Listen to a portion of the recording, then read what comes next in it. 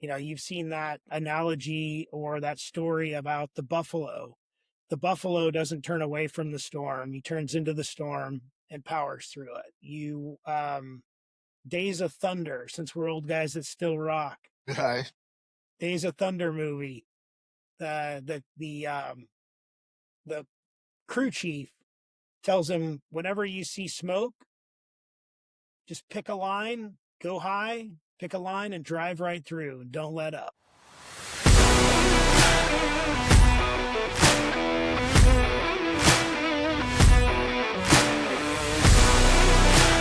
All right. Good morning, good afternoon, good evening, wherever you may be.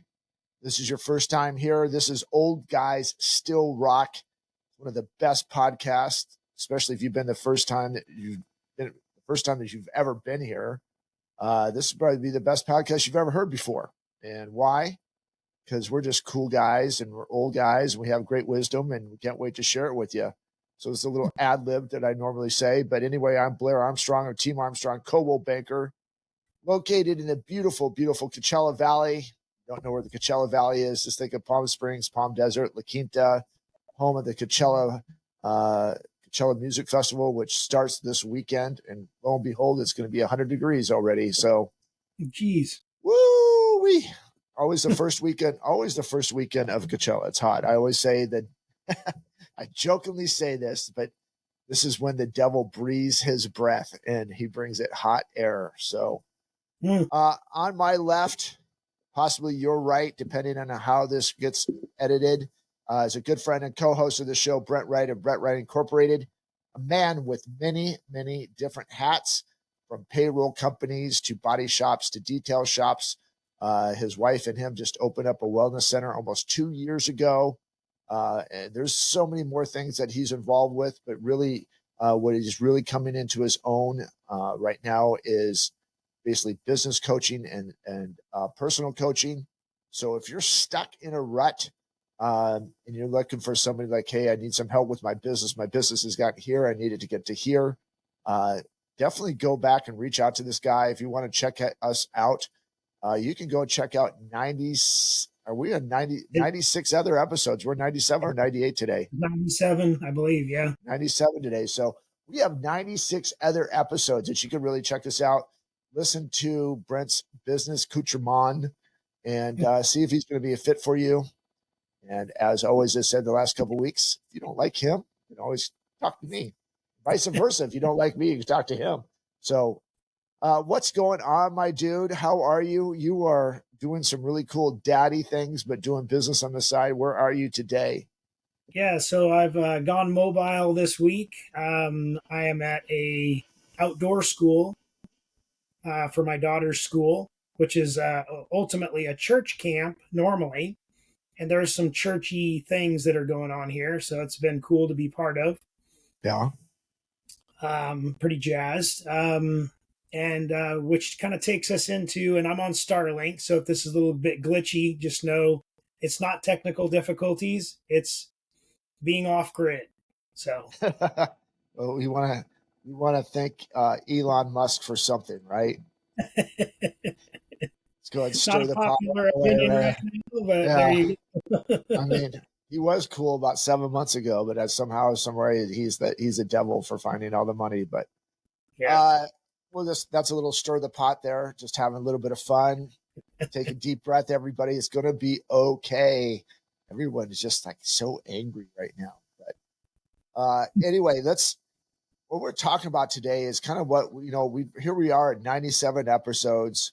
We feel like we've made a pretty good impact. We had some great guests over the last couple of weeks. We had Ken McCumber a couple of weeks ago. We had your wife on a couple of weeks ago, 2 weeks ago, and then my wife last week. Mm-hmm. Mary from Mary in the Morning has been on here multiple times, kind of been a little bit of a co-host for us. So I feel we're starting to make that impact. It's taken us a little bit, but I've talked to some other podcasters. I'm leading into what we're going to talk about today. Even the Andy Frisellas and stuff like that. This takes a long time to get up and going. Now, we could go out and do what a lot of other people do and buy listeners. and pay for that and just and make us look really cool. But we've done it all organic. I think we're a little bit over 70 subscribers right now, which is great. That's just on the YouTube side. We have a bunch on Spotify as well. But I look at, I'm just using this as comparison. There was a very popular person that was in the White House for 8 years, and they started a podcast with their brother. And it is, with that much bandwidth, you would think that it would have like over 1 million followers, and they only have 14,000 subscribers. So that just goes to show you, and a lot of those are bought, right? So it goes back to is why do we do, the topic of today is what is your why? And I want to deal with that, it's kind of like why are you in business? We can start dissecting why are we doing this podcast. So first and foremost, just like here you are in a trailer, a couple hours from home or whatever, and you built this business, and now your kids are starting to get older, right? So what is your why now compared to what was your why then? Of just like with all the business you have, I mean, you could really just, I'm guessing you could probably sell all of them right now and really live off the grid if you wanted to. Yeah. So for me, my why has changed drastically over the last 10, 15 years. I didn't have, my risks were very, very large earlier, or I had an opportunity to be large. I didn't take a lot of large risks before. My risk tolerance was pretty much zero. I was very conservative with all of my stuff. I saved my money. Blair's called me the silent but deadly guy. I had a lot of opportunities pass me by because I didn't have a why, and I didn't know what my why was. I was just existing. I was just surviving, if you will. I mean, I was surviving well. Don't get me wrong, but my risk tolerance, I didn't take a risk. And being an older dad, I mean, I wasn't a dad until I was 42. And my why drastically changed overnight. I owned multiple businesses. When my daughter came into the world, 30 minutes before she was born, I was down in the lobby of the hospital signing payroll checks while my wife was in labor. She's never going to forgive me for that or forget that. I guarantee you. I hear it often. And so my why at that moment had not changed. 30 minutes later, 31 minutes later, my why changed so drastically, it's not even funny. I became very focused, very driven. I was not risk averse any longer, which is odd because a lot of people would say, well, now you have this extra mouth to feed. Now you need to be more conservative. My why changed and my risk aversion tolerance or risk tolerance changed. I became very risk driven. I needed to make bigger, quicker, faster moves to be able to support this new life that I had created. And my why changed immensely. My why went from working working on everything all the time, every minute of the day, to now I needed to provide time, investment, energy, so that way I would get a return on investment on this investment I made in this new human being that I'd created. You said something a little bit just a couple of seconds ago, or maybe about a minute ago, that you became more risk aggressive instead of being conservative with that. So some of the guys, most of us will go like, okay, we have to be careful of our decisions now. We have to do this a different way, especially with this family. How do you, when someone's coming to you and they're being conservative because they have a new family and they can't take the risk that they were, knowing that, okay, I have to I'm just going to kind of stay status quo a little bit, because what I'm doing right now is working, even though that I know if I went over to this spot over here, which is a little bit of risk, could make me more money or maybe even give me more time, the way that this risk over here could produce. How do you talk somebody through that, getting from point A to point B, and being comfortable with that, being comfortably being uncomfortable, which we've talked about in the past? Yeah, so we have to weigh them. We have to do the math. We have to weigh the risk Mm-hmm. versus opportunity calculation. Um, in one of my coaching uh, appointments this morning, before this, um, we determined that the magic happens in the margins. The margins being those slim little areas that are outside of every little piece of normalcy. So for me, I made a decision that I had to become more aggressive with my time and reprioritize my time. So if I was going to go to work, then that work needed to be fruitful times 10 in those minutes, because I needed to schedule that time to spend with my new daughter and my wife who had just given birth. And then, subsequently 2 years later, I had a son as well. And so I needed to make the magic happen in those slim little margins that are on the side of life. And so we need to do a math calculation.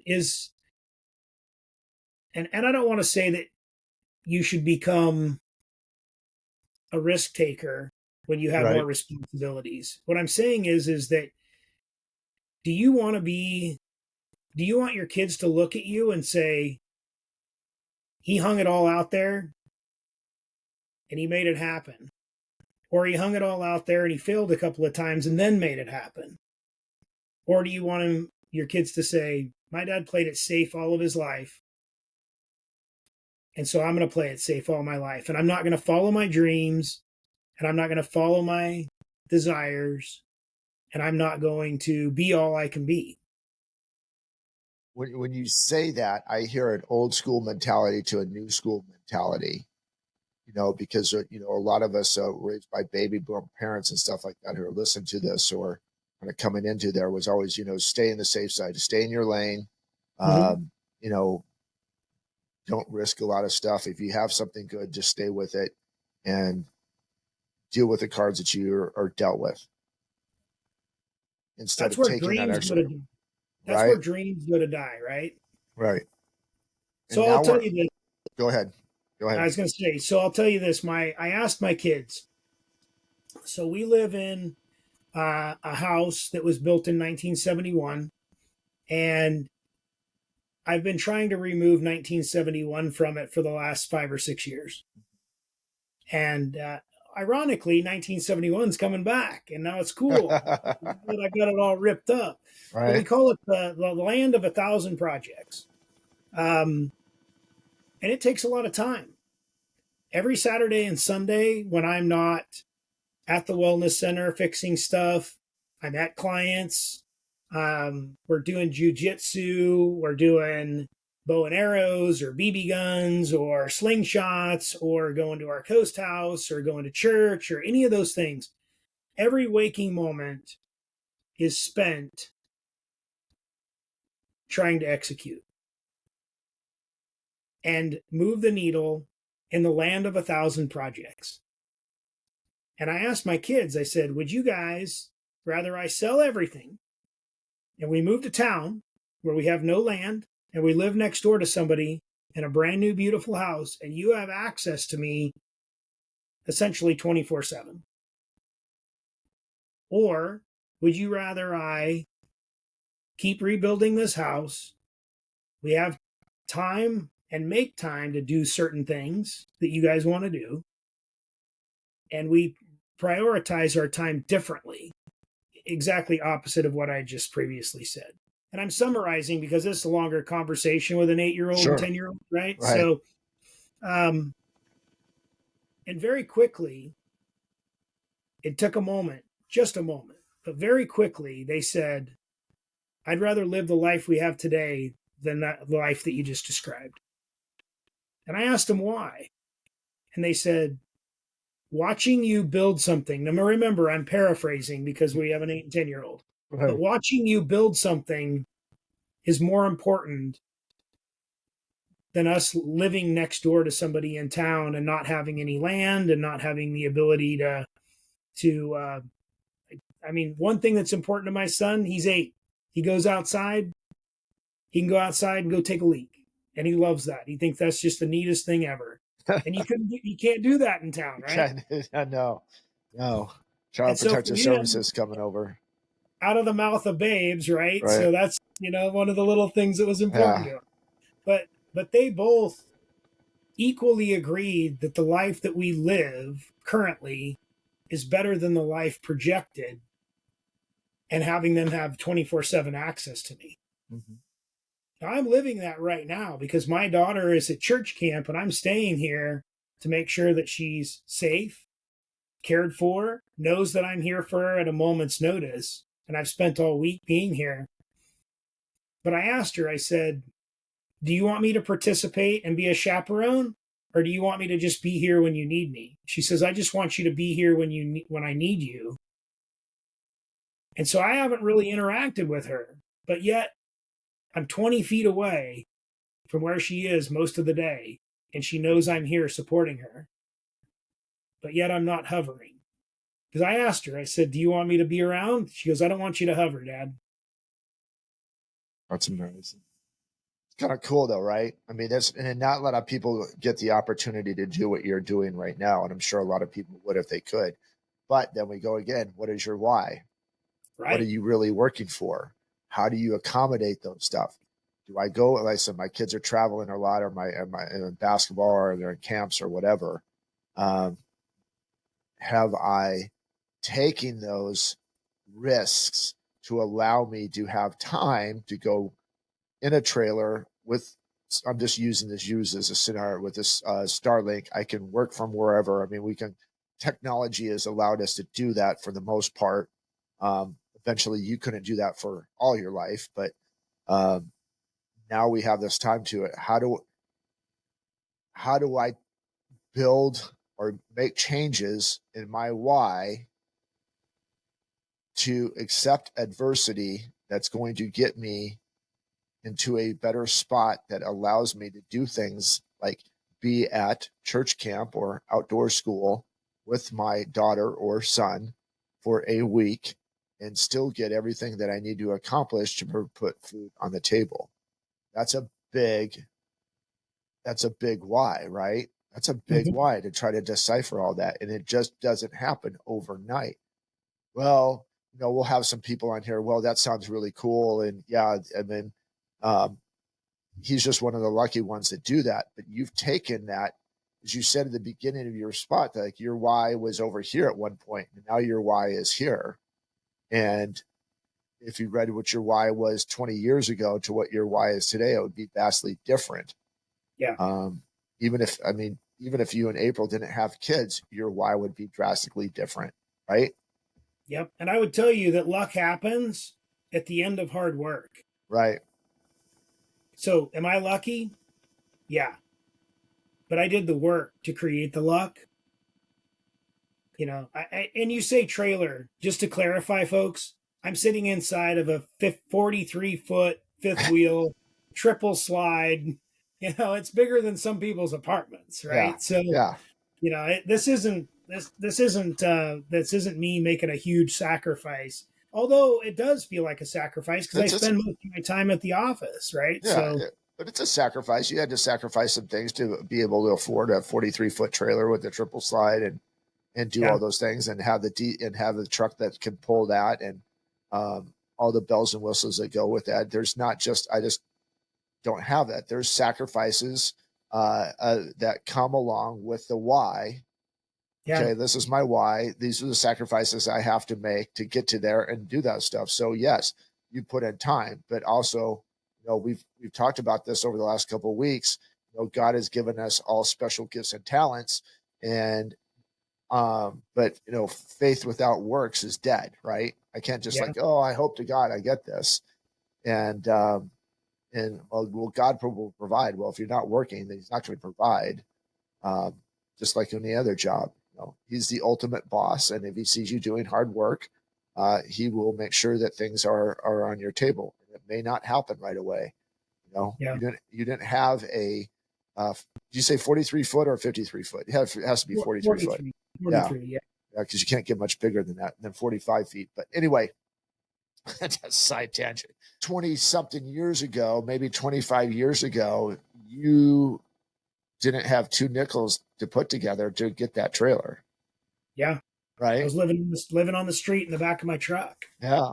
79 Chevy pickup. Yeah. By the way, I tried to start old Betsy last weekend and she wasn't having it. So I Yeah. got to get a new battery and get some gas and all that fun stuff. I haven't started her in a couple months. I usually start it once a month, but yeah, old Betsy, she wasn't having it. So there, it's kind of like some people have uh, deer heads or, big caught fish.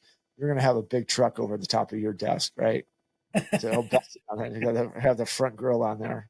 Yep. Anyways, It's so funny. Go ahead. I was going to say, it's funny that my why with even buying this trailer was so that way I could spend time with my family. And we find that we don't use it as much as we used to. And I was going to sell it. And my wife said, the kids are getting older. They're going to want to start doing more things. And so we probably better keep it. And this is one of the things that I have the ability to do is to come here with this trailer and do that. But yeah, my why is drastically changed. It's now changing almost yearly as the kids grow. These are years I'll never get back. Right. And so my why is to really live in the moment and be present. I did an AI exercise. I don't know if I don't think I sent it to you, but I'll send it to you and have you throw it through chat. Yeah. But it asks you a series of 8 or 9 questions, and then it formulates a hypothesis of what you should do or the actions you should take. And I did that last week, and I sent it to my wife, and I got her feedback, and I sent it to some of my business partners, and I got their feedback. And mine is talks about fear of not executing at a high level. And then I also fear being present, like I'm not present enough. And so this week was a test and a testimony of those fears and encompassing and evaluating those and then acting upon them. This is not normal for me to check out of work. And I say check out of work, I mean, I haven't missed a dang meeting, Right. but I'm actively participating in the physical day to day. But this is not normal for me. I have a friend of mine who just spent 3 weeks down in Cozumel and took his whole family down for a week before spring break, a week of spring break, and a week after spring break. And he spent like 20 grand on a family vacation. And now he's coming back to work and he's struggling to rub 2 nickels together. Well, we got a different set of whys. His family feels valued and validated by spending, going on vacation. Yeah, but I think there's certain, yeah. So you and obviously you joked about this in the past. I like the vacation, you don't, and so here you are talking about this stuff, and I think there's going to be a certain time that this guy even comes back and he's having a hard time re-engaging because that's a lot. 3 weeks is a lot. I know when Chrissy and I go to Hawaii, it's a lot, but we're still semi-engaging in the morning since there's 3 hours time difference, and I'll get to where I'm going with this, but it might take a little bit. But even when we're there, we wake up at basically our eternal alarm clocks go off at 4:00 our time here, so that means it's 1:00 in the morning over there. So okay, we get up at 3:00 in the morning Hawaii time, which means it's 6:00 here. we know that we can work for 4 hours and get a lot of stuff knocked out. And so by, 7 o'clock, 8 o'clock Hawaii time, we're done. And it's 12 o'clock here, and there may be a couple more emails, but we can then disengage from that point of time. But we've also said, okay, the last couple of days, we're just going to completely check out. We tried that the first year, and it was a mess getting back because it's super hard to kind of get that plane up and running again, right? Mm-hmm.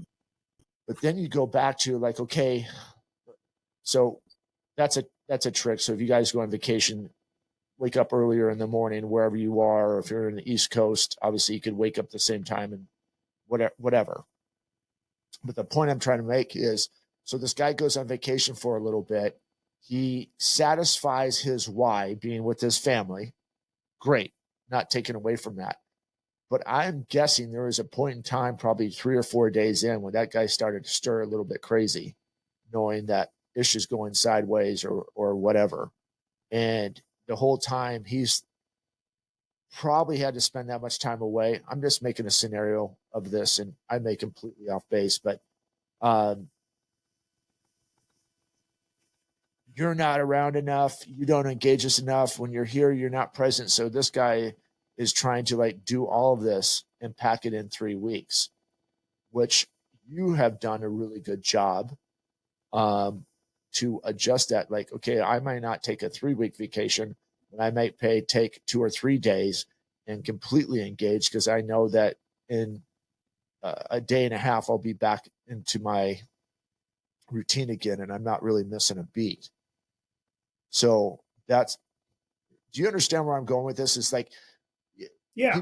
people are trying to satisfy like, okay, I am not present here, so I'm in 2 weeks, but now I'm not happy, so you're not really doing it. But it's going back to your why. Like, okay, we're going to go on vacation. Why? What is it going to accomplish? Why? So there's a lot. It's the why is much more important than just what's for business. Obviously, there should be a why in your relationship. That Mm-hmm. should be constantly evaluated every year. I'm learning that.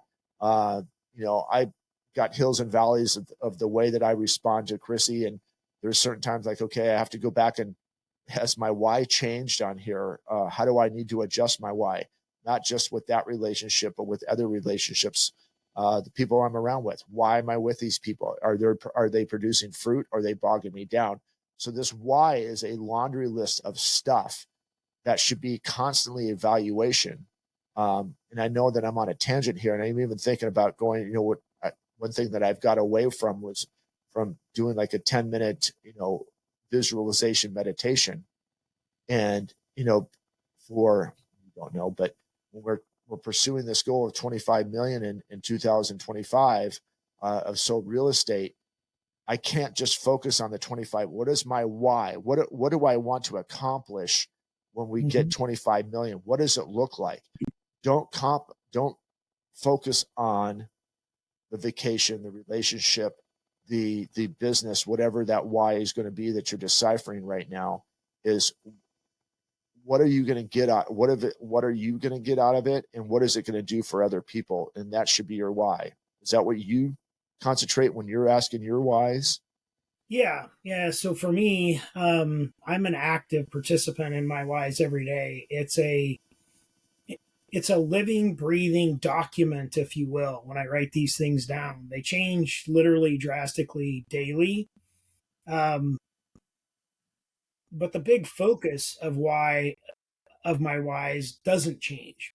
My wife, my kids, my relationship with God, my business, my employees, their lives. Those are my whys. Can you imagine actively making a plan to be personally responsible for 100 people and their families' lives, and then making a plan to do that? A lot. That's a lot. And so my why has to be constantly evolving and accommodating to all avenues of my life. Has there been some sacrifice to be here this week? Yeah. My team has shored me up. My business partners have made accommodations. But not one person has judged me poorly and said, I don't know why you're doing that.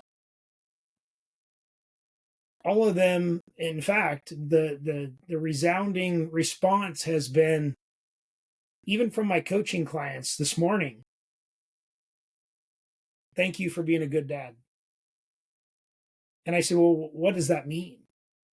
And they said, you're being present with your daughter, and most people aren't. And so I want to celebrate that for myself. I don't want to pat myself on the back for it, but I definitely want to celebrate that. I made a conscious decision to have kids and to get married and to build this life that I've built. There's been a lot of God given gifts along the way, but this was a constant and evolving manifestation of my why. So a lot, and I think your why can get lost, especially when you're trying to keep up, or there's a lot of people right now that America's going through a lot of change right now. That's obviously a thing, Yep. and so tensions and relationships have changed, and um, I think this is a good time when we talk about a lot of times that maybe a couple episodes we said this and this, but this is always a good foundation to come back. What is your why? When things get rough, or when things get good, and like I start letting things slack because things are so good, like, okay, this is running right. How many times, so here's a question to you again, is how many times do you come back to your why? Good and bad times. So in a bad season, you need to come back and say, okay, why am I doing this? Like 2 days ago, I was kind of in that moment. You and I talked on the phone. I am ready to burn this trucker down. you Yeah. know, done. And we have those moments. Everybody has those moments. It could be relationship, business, whatever, friendships, whatever. Uh, but you have to come back and what's your why? And the more that we talk about this stuff, I just keep coming back to is like, I shouldn't be here with the decisions I've made in the past. Uh, I could be easily still living in a 150 square foot box, on a piss stained mattress, uh, blah, blah, blah, for decisions I made. But I go back to, and there's a lot of other whys besides this, is so I've got to go back to, for me, this is not for everybody, I understand that, but for me, is God as my why. As many times as I've stumbled, as many times I jacked up, with done different things or gotten sidetracked on my pursuit for perfection and settle and excellence type of stuff. It's always this, okay, I am God's why, Mm-hmm. right? So why am I not making my why him? And then having little small whys on top of that. Why do I do this for Chrissy? Why do I do this for my kids? And if I'm not doing that for my kids, how do I make my why do that part for that? Same thing with business. So there's these all having a main wide. It's almost like a network of whys, right? You have your Mm-hmm. main, and then you build your network underneath that. And if you build those the right way, and maybe this is something that was told to me in the past, but if you build your whys the right way, then those whys will feed each other and help you have more time, like you're doing right now. We're going to use you an example over and over, and to spend a week in a trailer with your daughter, or maybe it's spending a week with your wife in a trailer and having a little just devotional time, right? Whatever that may be.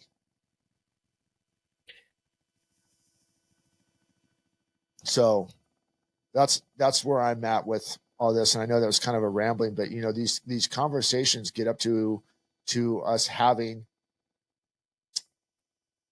aha moments, and a lot Mm-hmm. of things that you said today, uh, and will continue to say, really just trigger those stuff. So I hope that all of you that are watching this will go back and see this too, and tell us what your why is.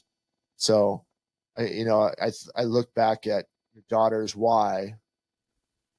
You know, I would love to hear what her why is, why she wants you there. There's some comfortability, and there's a safety there, right?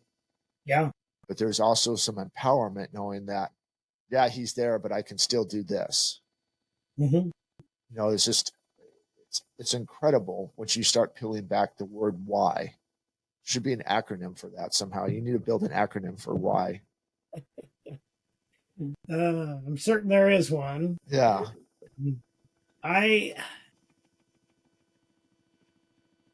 my why currently is to empower my kids and to empower my wife to be the best versions of themselves that they can. And I will sacrifice almost everything to get that accomplished, including myself, my happiness, my time, my energy, all the things. I don't want to look back when I'm sitting on my deathbed and say, I wish I would have, I wish I could have, all those things. That's why I'm not risk averse. I'm going to be taking bigger risks, doing bigger things, doing bigger deals, hanging it out there further to make sure that I show these people that I'm supporting and that are supporting me that they are the biggest reason for my why, and that I want to be the best version of myself for them to empower them to be the best version of themselves. If a person comes up with their why, and then they build, okay, I need to do this, and this. How do you keep them engaged to that why? Because there's going to be some, not only days of just complete boredness of doing your why, or building into your why, but being out in the desert where there is absolutely zero fruit in that why. How do you keep them in? What are you telling your clients to keep them engaged, to keep pursuing that?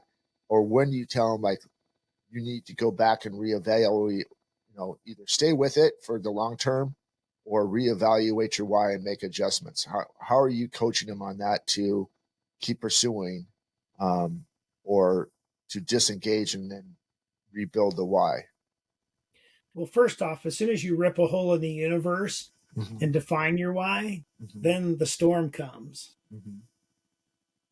And the first path or the best path through the storm is to turn into it. You've seen that analogy or that story about the buffalo. The buffalo doesn't turn away from the storm; he turns into the storm and powers through it. Days of Thunder. Since we're old guys that still rock, Right. Days of Thunder movie. The crew chief tells him, whenever you see smoke, just pick a line, go high, pick a line, and drive right through, and don't let up. And I would tell my clients that specifically is to stay focused. Yes, if you need to adjust your why or adjust portions of your why to get to the goal, then do that. But generally speaking, is to formulate a plan, execute the plan, add it to your power list, use all the tools, manifest it. I mean, we went through a 3-part goal setting and manifestation earlier this year. Rewind that, go back to those episodes and utilize that and stay focused. And whether that's putting a sticky note up on your mirror in the morning or a picture on your vision board or whatever it is, you need to stay focused and driven to that why. Mine is living, breathing, walking around, making a mess in my house, harassing me on a daily basis, causing me to pay a bill. Those my whys are really, really visible every day. And I know a lot of people, a lot of parents, a lot of dads, a lot of moms will say that, my why is my kids. Well, why is that? Ask yourself, why is your kids your why? And what are you doing to build that for yourself and for them to be the best version of yourself so you can show them. I mean, we heard it last or 2 weeks ago. My wife talking about building the wellness center, not just to help existing and current people, but to show kids how to be the best version of themselves so that way they can go forward. I mean, we never saw that when we were growing up. Right. I don't know about you, but I never saw my parents really like purposely exercise.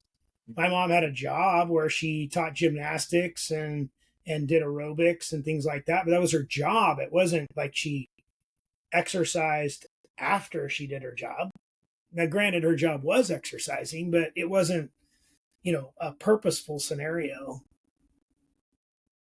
Yeah, I think that's important. I mean, that's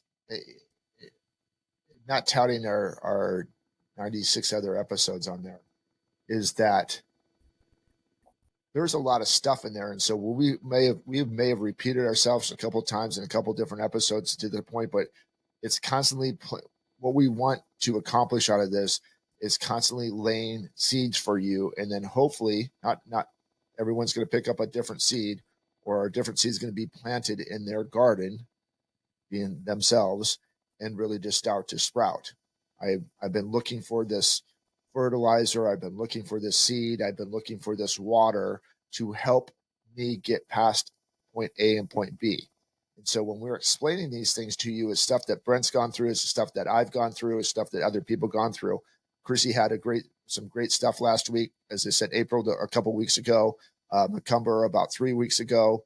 Caitlin and Edna and Joe Daniels, who continues to coach overseas. I mean, these guys are the ones that we bring these guys on here, and guys and ladies on here, because they're consistently planting seeds. They may not see it for themselves, but they're really actually they have a servant type of leadership going on to you. You kind of see this statue behind me. I can't think of that way, right? There you go. But it's Jesus watching one of the apostles' feet. And so when Brent is talking to you about what he does to build his why, or maybe I gave you a golden nugget on something like that, part of it is to, we want to engage you as a leader. We want to equip you as a leader, and then we want you to empower you to go out and do those things for other people. You may already have that skill, but if you're like most of us, that skill gets roadblocked and you can't find your way out once in a while. And so we're hoping that when you watch these episodes, that's why we encourage you to go back, watch from episode 1 through 96, is to really open up Pandora's box in your mind, or open up that bag of fertilizer and pour it on your why, and make some adjustments, and cultivate the ground that the why has been buried in, and really go out and not only help yourself. Brent's helping his wife, Brent's helping his kids, Brent's helping his employees, the community, the people that we have on here. There's just so many different things that come out of that, right? And we try to do this by ourselves so many times. So I love this, is refocusing back on the why. We're kind of almost halfway through the year, and we just started second quarter, right? So now it's maybe like, okay, what do we do great in the first quarter? What do I need to do, make adjustments for the second quarter? And realistically, what Brent always talks about too, which we've talked about in the past, is we should start really looking about what are we going to do in third and fourth quarter right now, right? 6 months ahead. 6 months, right? So what does third quarter look like? What does fourth quarter look like? And fourth quarter taking me to the beginning of the year. So maybe you started off slow in first quarter and things are a little bit dismal kind of coming into this quarter. Okay, let's start making those adjustments now that only going to help you start sprouting that why again now, but I was also going to still could possibly produce a lot of fruit in those third and fourth quarters. I know we talk about business stuff, but this could be relationship wise. This could be golf game, whatever it could be, right? Spiritual, pick something, right? Spiritual, something. So I just, that's what I said is find your whole heart why. I think that's a big thing that stood out to me today is find the main why, and then build multiple whys behind that. Mm-hmm. That's what you've helped me kind of open my mind to today. And then, as always, go make a damn Go difference. make a damn difference, man. So I'm really proud of you, Dan. I think that it's been a cool thing to kind of see you, and I've said this multiple times to you. It's really, really cool to see over almost 30 years of friendship of your transformation of who you were and who you're becoming, who you become and who you are becoming all in the same sense. And um, I would have never figured Brent Wright to be in a trailer an hour away, knowing what he has on his plate. And I don't even think Brent Wright thought that he could get to that spot. If you would have asked him 5 years ago or 6 years ago, I don't know if you would have been mentally prepared for that. Yeah, so this came pretty fast. This was about 2 or 3 weeks ago. The decision was made, and people that know me, that's a quick turnaround for me to make this decision. Um, and in my mind, there was no decision to be made. Right. It was there's a need, and I'm going to support my why.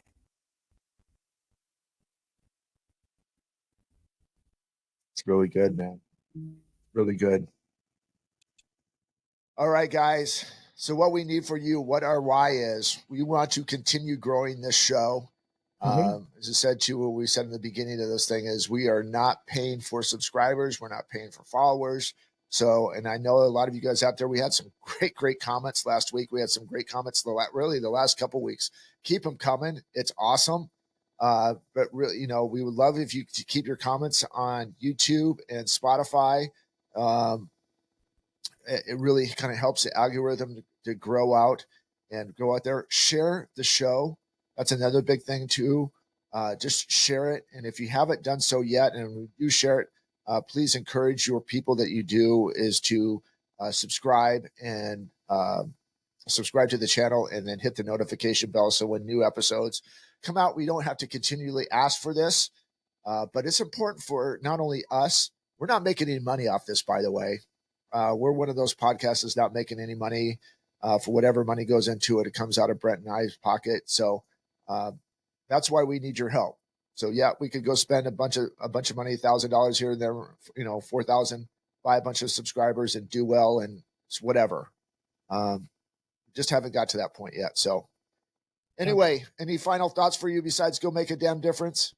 Nope, that's it. Just go make a damn difference. Reach out to us if you need us. We're here to support you and help you with your why. All right, brother.